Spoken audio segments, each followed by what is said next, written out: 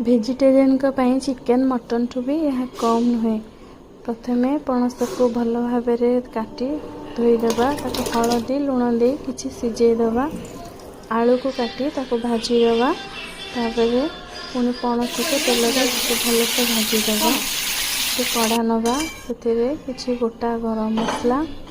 जीरा, तेजपत्र, सुखिला लंका सब चाहिए पकई पारे, किसी पियाज पकई भलरे कषा, अदा रसुण पेस्ट आप पकई पारे, मो पाखे संभव नुह बोली पकईनी, टमाटो पकई पारे,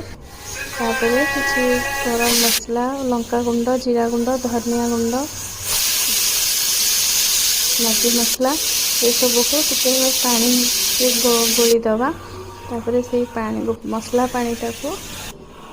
कढ़ई देदेवा, मसला सब भल भाव कषा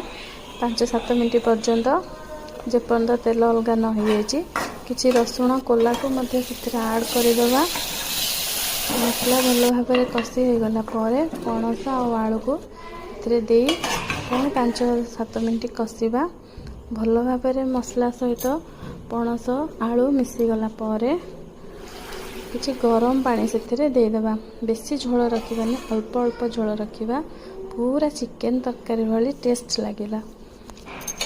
तो प्रस्तुत हो गला मो स्टाइल रो पणस तरकारी। केमिति लागिला कमेंट रे निहाती जणाइबे।